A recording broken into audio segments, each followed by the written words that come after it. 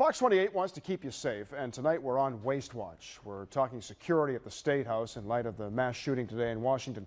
Investigator Jarosz is following what is now in place to keep you protected and its cost. Brooks? Well, Bob, you might call it secret security because you either can't see it or don't realize it's considered protection. And $2 million of your money is being spent to beef things up, but not in the way you might think. Beyond the iron bars, below the state seal, and above the parking garage sits the Ohio Statehouse, a place for the people, a place that's under watch. You'll see a lot more of a presence from the Highway Patrol. Securing this space means more of your money, not in the form of uniformed state troopers. 60 miles away in Zanesville, Ohio. I like my job. I like working with wood, so I can't imagine doing anything else. Woodworkers are cutting out a new form of security. It's neat working on something that could protect someone's life in a tragedy situation. You can see the shaping, sealing, and smoothing of these desks, but they hide a safety secret. Nobody really knows it's bulletproof, you know, except us. That's kind of cool. Behind these panels, an impassable shield, all six costing about $50,000. It's just part of a nearly $2 million plan to increase security at the State House, starting with the construction of a $378,000 wrought iron fence. We have to abide by the National Historic Preservation Act, so we can't put anything modern in there. It's considered security. Luke Stedke is with the Capitol Square Review and Advisory Board.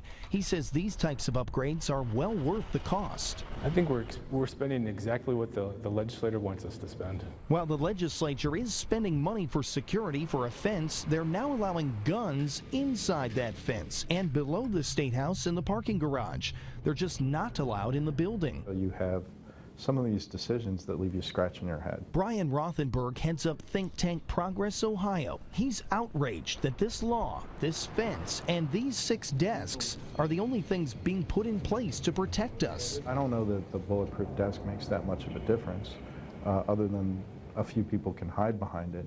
It's a fine line that you have to walk because this is a public building. The public can access the State House from 4 entrances. The rest are on lockdown. Troopers will be on guard behind these new bulletproof desks. It's still an open door, it's just a more secure door. When you walk up to the door, there's signs telling you no guns. Once inside, cameras capture every move. And after you pass the trooper station, where you go from there is up to you. If you're really worried about security, it's not money that's going to keep that from happening. It's common sense, like we don't need guns in the parking garage and we don't need guns on the front lawn.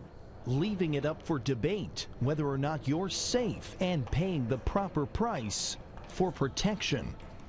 Now, we did some digging and found neighboring states like Pennsylvania and Indiana have metal detectors and x-ray machines at every entrance. We found troopers at the Ohio Statehouse will have metal detecting wands, but so far they aren't required to even use them. Now, in light of the shootings today, the mass shooting in Washington, any changes do you see coming to our State House and our nothing security? major. Basically, they want to keep this an open building, and so far, luckily, there have been no major incidents there. Yeah, let's hope it doesn't take a major incident to make changes if they're in fact needed. You know, it is nice and open right now, but boy, what do they feel about it in the other states? Well, the other states, even our U.S. Capitol, has at least a metal detector you pass through to, you know, at least have some form of security, make sure people aren't carrying guns. But then you think about guns in the State House parking garage, that's allowed. On the lawn, they're allowed, just not in the building. So that calls into question a lot of these security measures. Sure does. All right.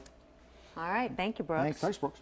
Well, if you know of money that's being misspent or possible government waste, give Brooks Jarosz and our investigative team a call. You can find Brooks on Facebook and on Twitter. Our investigative tip line is 614-255-NEWS, or send an email to tips@abc6onyourside.com.